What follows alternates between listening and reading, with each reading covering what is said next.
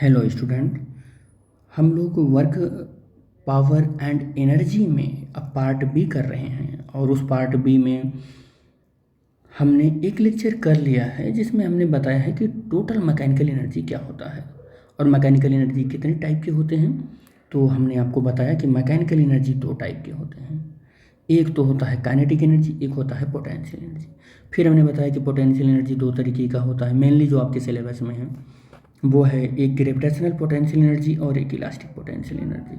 और हमने बताया काइनेटिक एनर्जी तीन तरीके का होता है, एक रोटेशनल काइनेटिक एनर्जी, दूसरा ट्रांसलेशनल काइनेटिक एनर्जी, तीसरा वाइब्रेशनल काइनेटिक एनर्जी। और हम लोग इस लेक्चर में जो लेक्चर नंबर 2 है वर्क पावर एंड एनर्जी का पार्ट 2 में जो ग्रेविटेशनल पोटेंशियल एनर्जी है वो कौन सा है, ग्रेविटेशनल पोटेंशियल एनर्जी। तो ग्रेविटी नाम से ही आपको पता होगा कि क्या हम बात करने वाले हैं इस लेक्चर में। हमें इतना पता है कि ग्रेविटी का मतलब कहीं ना कहीं अपने अर्थ से समझें तो ज़्यादा समझ में आएगा। तो हम ये सब सोच लें कि ये हमारी अर्थ है और अर्थ का ये क्या है, सेंटर है, ये सेंटर ओ है। अर्थ की रेडियस कितनी है, आर ई है। और अगर हम देखें तो अर्थ अपने चारों ओर एक खास डिस्टेंस के अंदर तो सारी चीज़ों को अट्रैक्ट कर रही होती है। ऐसा नहीं है कि बाहर नहीं अट्रैक्ट कर रहा है, लेकिन वहाँ पर बहुत अच्छे से दिखाई पड़ने लगता है। तो हम देखते हैं कि ये क्या होता है कि चीज़ों को अट्रैक्ट कर रहा होता है। और ये ऑब्जेक्ट अगर एम मास का है तो इस चीज़ को यानी इस ऑब्जेक्ट को अट्रैक्ट करेगा अर्थ अपने सेंटर की ओर। कितने फोर्स से अट्रैक्ट करेगा, तो जितना इस ऑब्जेक्ट का वेट होगा, वेट कितना होगा इस ऑब्जेक्ट का, mg होगा। तो यानी कि वेट ऑफ द ऑब्जेक्ट जो होता है यही क्या होता है, ग्रेविटेशनल फोर्स होता है उस बॉडी के लिए जिस बॉडी को अर्थ अपनी सरफेस की ओर अट्रैक्ट कर रही होती है। ठीक है, तो किसी भी बॉडी पर क्या ये फोर्स सेम लगता है, नहीं जी, सेम नहीं लगता है। किसी भी बॉडी पर ये फोर्स सेम नहीं लगता है, डिफरेंट बॉडी पर ये फोर्स डिफरेंट होता है। और कितना होता है ये फोर्स, ये वेट ऑफ द बॉडी के ऊपर डिपेंड करता है, वेट ऑफ द बॉडी के ऊपर डिपेंड करता है। जिस बॉडी का जितना वेट उस पर उतनी ज़्यादा ग्रेविटेशनल फोर्स, और जिस बॉडी का जितना वेट कम उस पर उतना कम ग्रेविटेशनल फोर्स। समझ पा रहे हो बात अब ना। तो बॉडी के वेट के बराबर ग्रेविटेशनल फोर्स होता है, बॉडी का जितना वेट उतना ही ग्रेविटेशनल फोर्स।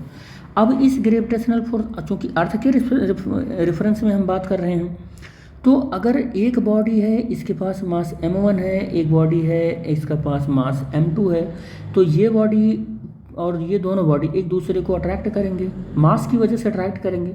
और इस फोर्स को हम क्या बोलेंगे, ग्रेविटेशनल फोर्स बोलेंगे। क्या बोलेंगे, ग्रेविटेशनल फोर्स बोलेंगे। इस फोर्स को ग्रेविटेशनल फोर्स बोलेंगे।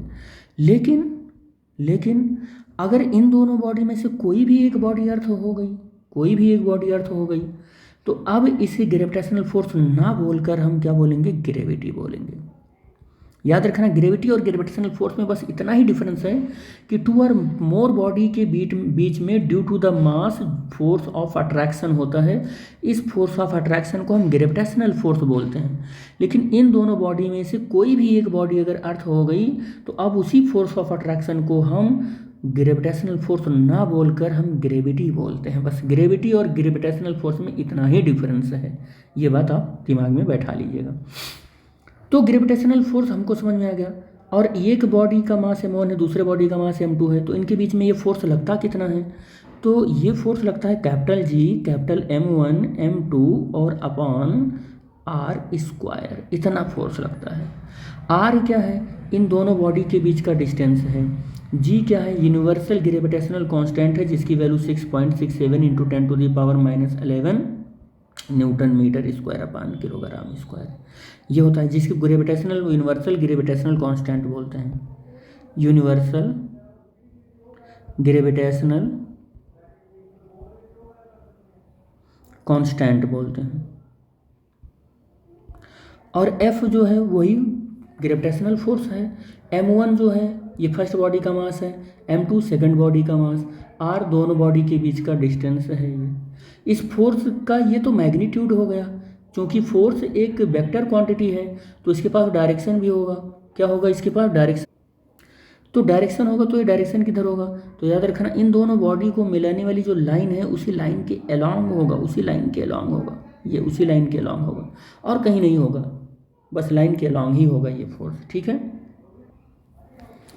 अब अगर हम कहें कि इस बॉडी को, ये अर्थ है और अर्थ के सरफेस पर एक बॉडी ले लें जिसका मास m है, जिसका मास कितना है, m है। अगर m मास की बॉडी को मैं इसे छोड़ दें तो क्या करेगा, ये ऐसे धीरे धीरे अर्थ की सरफेस की ओर आ जाएगा और धीरे धीरे अर्थ की सरफेस की ओर आ जाएगा। तो एक बात देखना, फोर्स का फार्मूला क्या होगा, G M M, capital M और स्मॉल m और r स्क्वायर। अब आप देखें कि यहाँ से ये जो डिस्टेंस है स्मॉल r, इसके सेंटर से ये डिस्टेंस r कम हो रहा है लगातार, क्योंकि गिर रहा है ना ये body towards the surface of earth. अब आप सोचो कि r डिक्रीज हो रहा है लगातार, तो f क्या होगा, तो f लगातार इंक्रीज होगा। यानी कि ग्रेविटेशनल फोर्स इंक्रीज होता है जब डिस्टेंस डिक्रीज हो रही होती है, डिस्टेंस डिक्रीज हो रही होती है। लेकिन आप सोचो, आप यही बात सोचो कि अर्थ के सरफेस के अंदर क्या जा पाएगा क्या ये बॉडी सेंटर तक, नहीं, अर्थ के सरफेस पर रोक लिया जाएगा, क्योंकि NF रिएक्शनरी फोर्स अर्थ का सरफेस इसको दे देगा, तो ये रुक जाएगा बॉडी सरफेस पर। यानी कि R जो है ना, वो जब कैपिटल R हो जाता है, रेडियस ऑफ अर्थ के बराबर हो जाता है, तो ये जो ग्रेविटेशनल फोर्स होता है वो मैक्सिमम इस पर लग जाता है, इस पर मैक्सिमम इस बॉडी पर लग जाता है, मैक्सिमम फोर्स लग जाता है और ये बॉडी अब अर्थ की सरफेस पर परमानेंटली रुका रहेगा और ये स्टेट ऑफ रेस्ट है इसका, क्या है, स्टेट ऑफ रेस्ट में है, अब ऐसे स्टेट ऑफ रेस्ट में। लेकिन सोचो कि आप फोर्स लगा के इस बॉडी को फिर से ऊपर लेकर जाएं, तो आप कर क्या रहे हैं, एक्सटर्नल फोर्स आप लगा रहे हैं और आप ग्रेविटेशनल फोर्स के अगेंस्ट काम कर रहे हैं, ग्रेविटेशनल फोर्स के अगेंस्ट काम कर रहे हैं। और R को आप क्या कर रहे हैं, इंक्रीज कर रहे हैं। R को इंक्रीज कर रहे हैं तो इसका मतलब ग्रेविटेशनल फोर्स क्या करेगा, डिक्रीज होएगा, ग्रेविटेशनल फोर्स डिक्रीज होगा। अब ये सारी बातें अगर याद हैं तो अब आ जाते हैं वर्क की कंडीशन में, वर्क की कंडीशन में। तो वर्क इज इक्वल टू क्या होगा, फोर्स इनटू डिस्प्लेसमेंट, डिस्प्लेसमेंट हम R का दे रहे हैं और फोर्स किसके अगेंस्ट लगा रहे हैं, ग्रेविटेशनल फोर्स के अगेंस्ट लगा रहे हैं। अब आप कहें ग्रेविटेशनल फोर्स के अगेंस्ट लगा रहे हैं, या आप ऐसे कहें कि हम एक्सटर्नल फोर्स लगा रहे हैं और R डिस्प्लेसमेंट दे रहे हैं, और जो एक्सटर्नल फोर्स है वो -Fg के इक्वल है और इंटू R, और -Fg अभी थोड़ी देर पहले हमने कहा कि ये Gm स्मॉल m और अपान R स्क्वायर और इंटू R, एक R से एक R कैंसिल हो गया, -G और capital M small m upon R, यही वर्क डन है। और आपको पता होना चाहिए कि एनर्जी को हम वर्क डन के फॉर्म में मेजर करते हैं, यानी कि this work done is measured in the form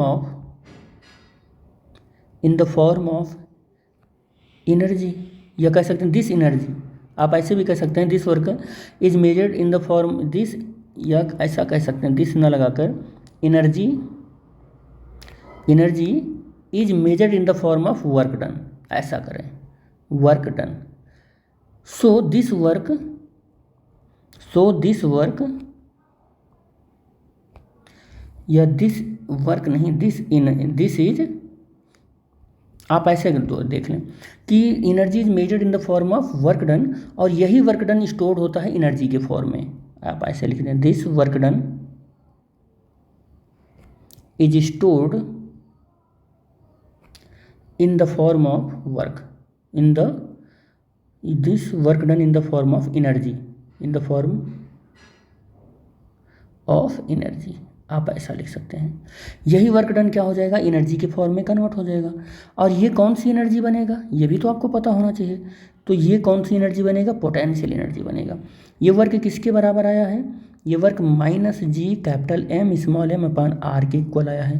तो U is equal to -G capital M small m upon R, यही हमारी पोटेंशियल एनर्जी है। कौन सी पोटेंशियल एनर्जी है, ग्रेविटेशनल पोटेंशियल एनर्जी है, ग्रेविटेशनल पोटेंशियल एनर्जी है, यही है ग्रेविटेशनल पोटेंशियल एनर्जी, यही है। अब आप फिर से वही सारी सिनेरियो दोहराएं कि अर्थ के सरफेस पर एक ऑब्जेक्ट यहाँ पर है और अगर इसको छोड़ दें तो अपने आप अर्थ इसको ग्रेविटेशनल फोर्स से अट्रैक्ट कर लेगी। जब अट्रैक्ट कर लेगी तो R डिक्रीज होगा। अब आप सोचें कि R डिक्रीज हो रहा है तो U की वैल्यू क्या होगी, U की वैल्यू इंक्रीज होगी, U की वैल्यू इंक्रीज होगी क्योंकि R डिक्रीज हो रहा है। लेकिन ये U है कैसा, U नेगेटिव वैल्यू है ना, ये नेगेटिव में है। अब आप सोच लें जो वैल्यू नेगेटिव में इंक्रीज हो रही होगी, जो वैल्यू नेगेटिव में इंक्रीज हो रही होगी, क्या हो रही है, इंक्रीज हो रही है, बेसिकली वो हो क्या रहा है, तो ग्रेविटेशनल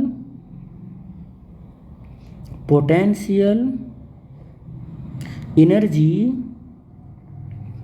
विल डिक्रीज।